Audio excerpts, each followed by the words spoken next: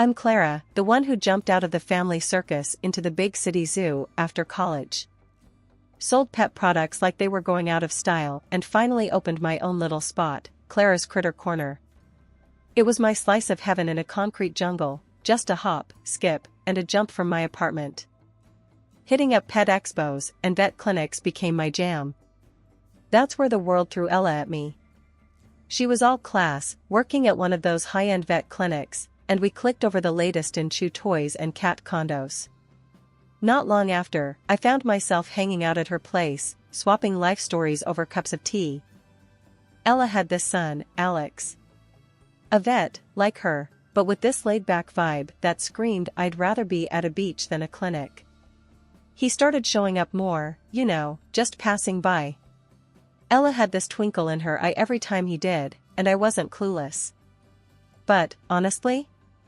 The guy was easy on the eyes, and those little visits turned into coffee dates, which turned into dinner plans. We were a thing before I knew it. He was like a live wire, always moving, always shaking things up. Our first real outing felt more like a spontaneous adventure than a date. Coffee turned into a sprint through a sudden downpour, which somehow ended with us soaked to the bone, laughing in a diner booth at some hole-in-the-wall place. Life's too short for sitting still, don't you think?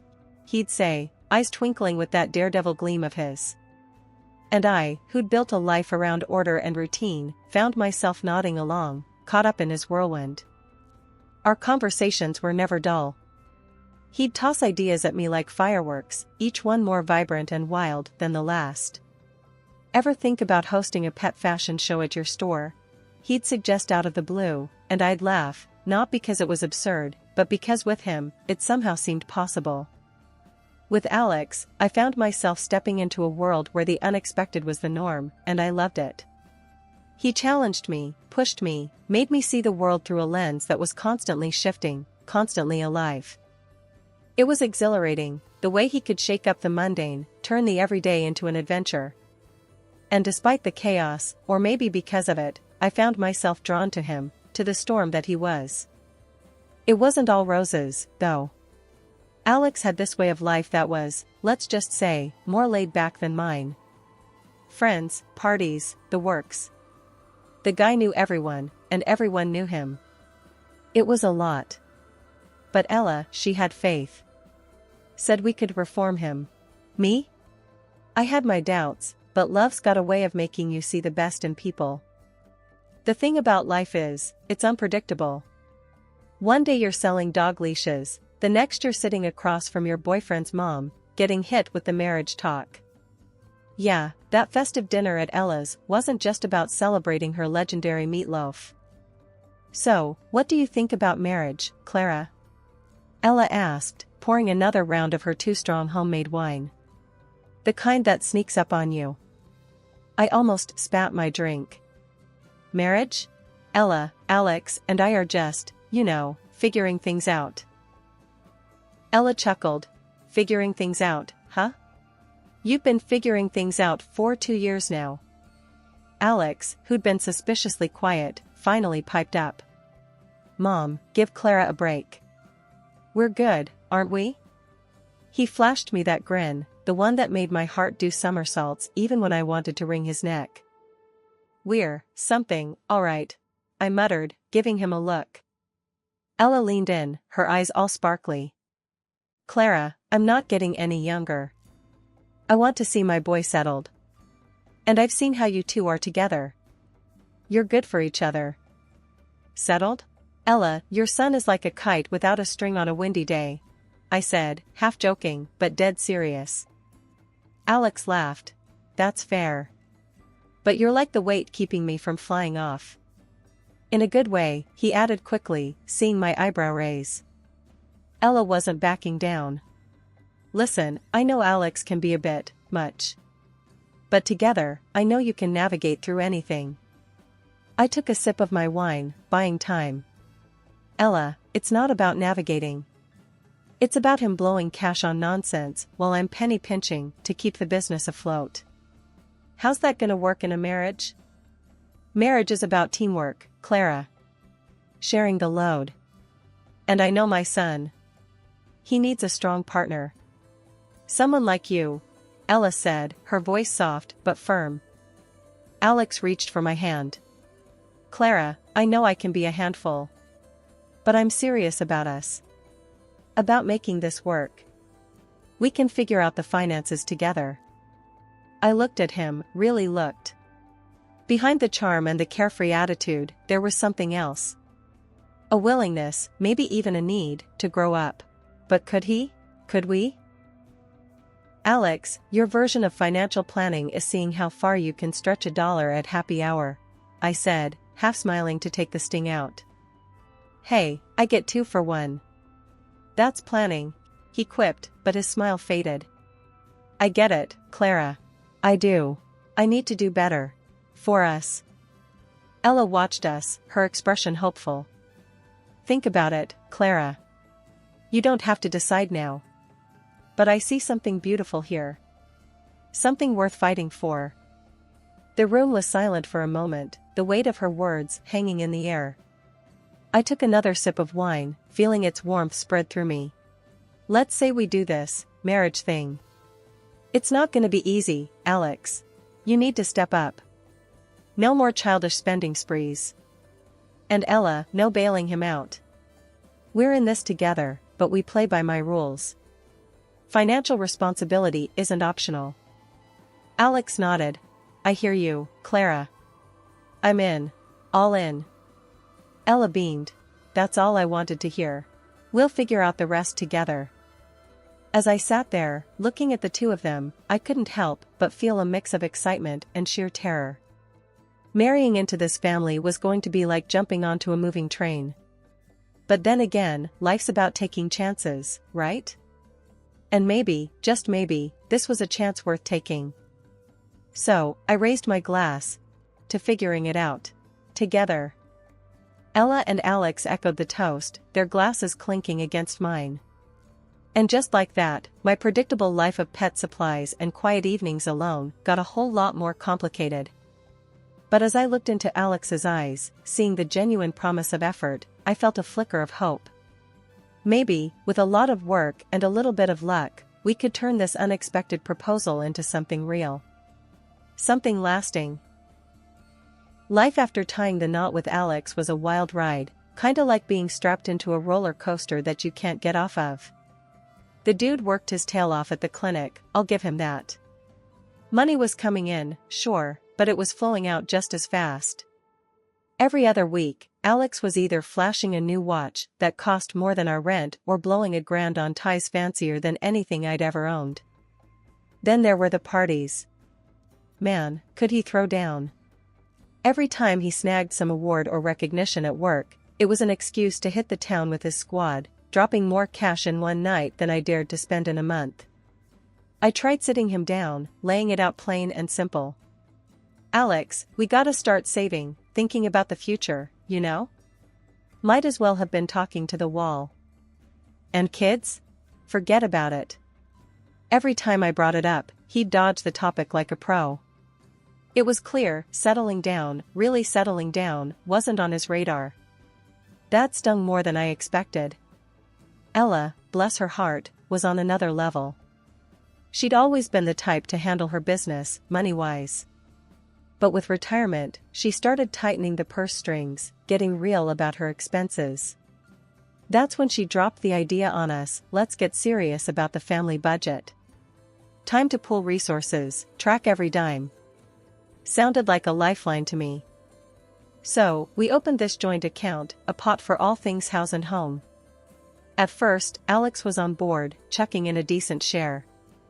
But like clockwork, his enthusiasm fizzled. Payments became, oh, I'll do it tomorrow, until tomorrow never came. One evening, I cornered him, ready for a showdown. Alex, we talked about this. You, me, your mom, we're a team now. Time to act like it. He just shrugged, that maddening, laid-back shrug of his. Clara, this is just how things have been, you know? Mom's always had the bills and groceries covered. I take care of my own stuff. Why mess with a good thing? A good thing? My blood boiled. A good thing? Alex, we're supposed to be building a life here, not running some freewheeling bachelor pad. Things need to change. His reply was a cold splash of reality. Change? Clara, this is me. It's always been this way. Why start pinching pennies now? Life's got a funny way of throwing curveballs, and mine came in the form of 2 pink lines on a pregnancy test. Heart pounding, I broke the news to Alex, hoping, praying for a flicker of joy, a spark of excitement. His reaction? Cold enough to freeze hell over. Clara, are we sure we want to keep it? He tossed out, casual as if discussing the weather. The words hit like a sucker punch. I stood there, stunned, my heart sinking to my toes. Absolutely. I shot back, my voice laced with steel. This isn't up for debate. Ella, on hearing the news, wrapped me in a hug, her support unwavering. We're in this together, dear, she assured, a rock in the storm that was brewing. Juggling the pet store with morning sickness was a Herculean task. Every day felt like running a marathon with lead shoes. So, I did what I had to do, pivoted to online sales, rented a warehouse near Ella's, to ease the load. The digital leap was a lifeline, keeping my dream afloat as I navigated the rough waters of pregnancy. Then, as if life decided I hadn't had enough, Ella fell sick, landed straight in the hospital. My heart was torn between worry for her and anger at Alex, who couldn't be bothered to show his face at the clinic. Every day, I was there, holding Ella's hand, whispering promises of better days, while Alex, God knows where he was. Bringing Ella home was another chapter in the saga. I became nurse, caretaker, daughter she never had. Meanwhile, Alex was off gallivanting with his pals, as if his mother lying weak in bed was someone else's problem. Can't you spare a moment for your own mother? I finally exploded one evening when he breezed in past midnight, reeking of booze and bad decisions. She's got you, hasn't she? He retorted, a smirk playing on his lips that I itched to wipe off. Ella's your mother, Alex. Your mother. I spat the words, each one dripping with contempt.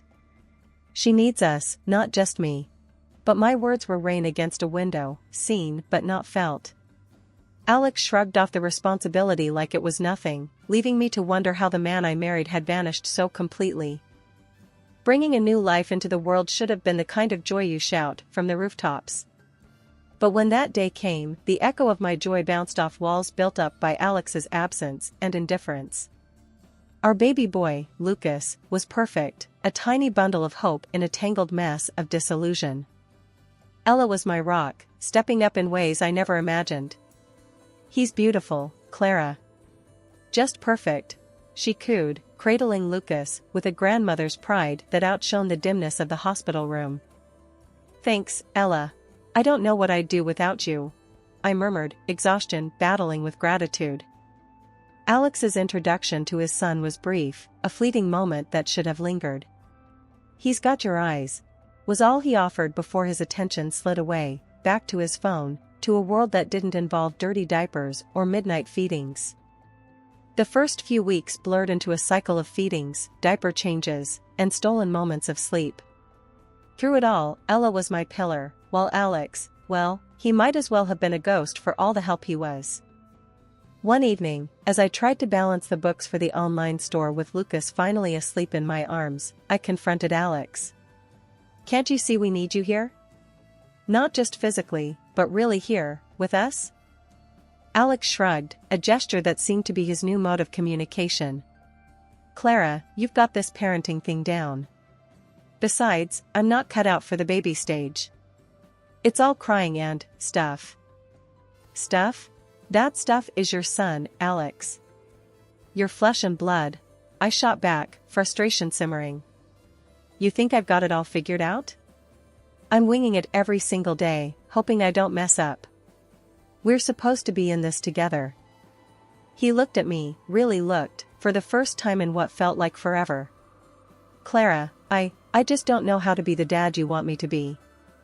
It's not about being the dad I want, Alex. It's about being the dad Lucas needs. He needs his father. And I need my husband, not a roommate who disappears at the first sign of responsibility. The words hung heavy between us, a chasm of unmet expectations and fading hopes. Ella, overhearing, chimed in, "Alex, love, being a parent is about learning on the job. You won't know until you try. And trust me, your boy will love you for just being there." Her words, meant to bridge the gap, fell on deaf ears. Alex mumbled something about needing air and left, the door closing softly behind him.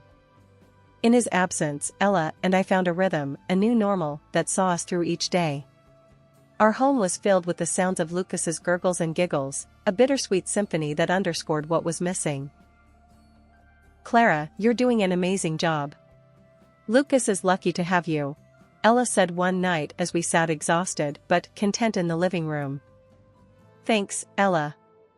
We're lucky to have you, too. As for Alex, I just wish he realized what he's missing." As days turned into weeks, and weeks into months, the gap between Alex and us widened. Old habits, it seemed, died hard. And as I watched Lucas grow, a tiny heart beating with potential, I couldn't help but wonder what it would take for Alex to see the treasure before him, to trade old habits for new beginnings. The day started like any other, with the routine hustle of managing my online store while balancing the demands of motherhood. It was during one of Lucas's naps that I decided to check our family account, a routine task that had become second nature. What I found was anything but routine. $20,000, our hard-earned savings, painstakingly accumulated for Lucas's future, was missing. A cold sweat broke out as I frantically scrolled through the transaction history, my heart sinking with each click. The withdrawal was flagged just 2 days ago. Without a second thought, I grabbed my phone and dialed Alex. "Alex, we need to talk. Now." "It's about the bank account," I said, my voice trembling with barely contained anger. "What's up?" His casual tone was like a slap across my face. "Where's the $20,000, Alex? It's gone. Vanished. Please, tell me there's a good explanation for this," I pleaded, clinging to a shred of hope that there was a misunderstanding. There was a pause on the line, a hesitation that spoke volumes before he replied. "Look, Clara, it was a matter of life or death. I had to use it." "A matter of life or death?" "Alex, what could possibly—" I began, but he cut me off. "We'll talk when I get home, okay? Just, trust me," he said before hanging up. The hours until his return were agonizing, filled with worst-case scenarios and a growing sense of dread. When I finally heard the sound of a car pulling up, I rushed to the window, expecting an ambulance, a police car, anything that signaled a genuine emergency. Instead, I saw a sleek, new sports car gleaming in the driveway. Alex walked in with a swagger, the car keys twirling around his finger. "What do you think? Nice, right?" I stared at him, disbelief clouding my vision. "Nice? You spent our savings on a car? Alex, please tell me this is a joke." He shrugged, unfazed by my distress. I needed something reliable. Something that makes a statement. "It was a great deal, Clara." "A great deal?" My voice rose in pitch, a mix of incredulity and rage. "We had plans for that money, Alex. For Lucas's future. How could you be so selfish?" He leaned against the kitchen counter, the picture of nonchalance.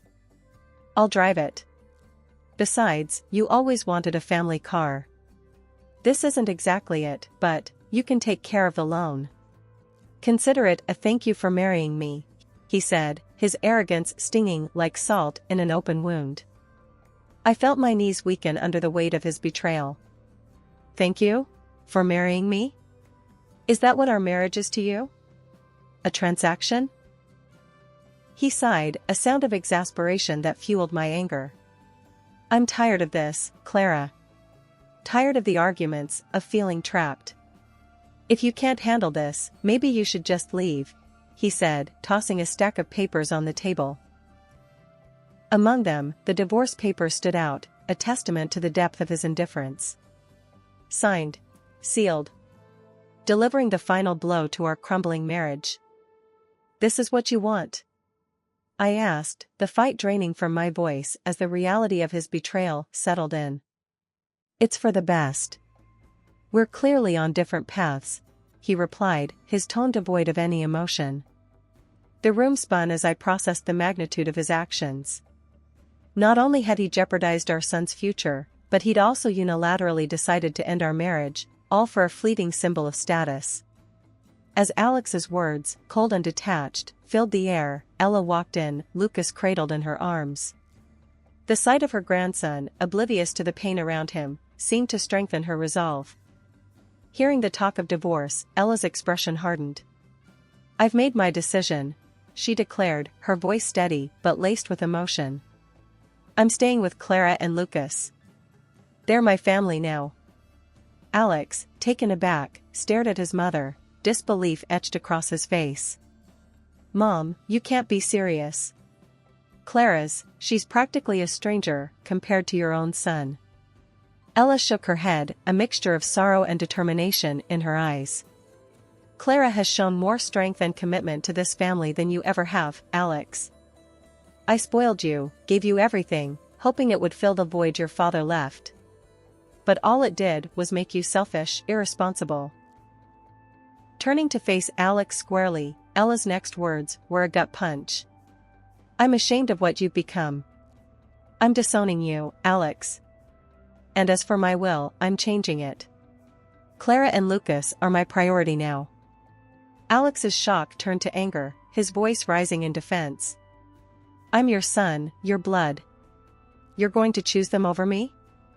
Ella's response was unwavering. "Clara has proven herself more of a family to me than you have in years. It's time you learn to stand on your own, to understand the value of money and family." The finality in her voice brooked no argument. "Return the $20,000 you took from Clara, or I swear, we'll take legal action. You've crossed a line, and it's time you face the consequences." The room fell silent, the weight of Ella's words hanging heavily in the air. Alex, defeated and alone, collected his things in silence, the reality of his choices finally dawning on him.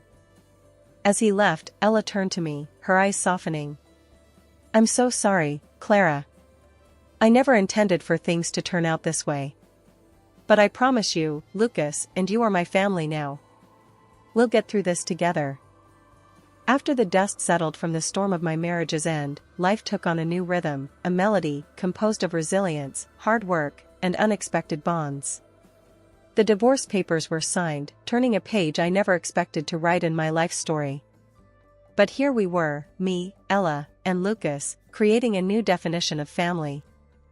Ella had been more than just a mother-in-law. In the wake of Alex's departure, she became my anchor, and together, we were determined to provide Lucas with a solid foundation, one built on love, respect, and the kind of hard work that molds character. "Lucas will know the value of responsibility, of earning his keep," I mused aloud one evening as Ella and I sat, planning the week ahead. "We're going to raise him to be the man Alex never chose to be." Ella nodded, her agreement silent but resolute. "He'll be better for it, Clara. With us guiding him, how could he not?" The irony of our situation wasn't lost on us. Alex, who had floated away on a cloud of his own making, was a distant figure in the life of his son, a cautionary tale of wasted potential and misplaced priorities. Rumors of his spiraling debt and lavish expenditures on frivolities reached us through the grapevine, each tale a reaffirmation of the bullet we dodged. Our focus remained undeterred. My online pet store, born out of necessity, had flourished into a thriving business, providing not just for our immediate needs, but allowing us to look ahead with optimism. The lessons of the past, of Alex's failings, and our own trials, were the bedrock on which I built my enterprise. Ella, ever the matriarch, took a bold step to secure our future further. Rewriting her will, she made Lucas and me the heirs to her legacy, a gesture that cemented our bond and commitment to each other and to the values we aimed to instill in Lucas. "As long as I'm around, you two will never want for anything," Ella declared, her words not just a promise, but a vow. "This family, what we have here, it's worth more than any material wealth." Her actions spoke louder than words, a testament to her belief in us, in the family we'd become.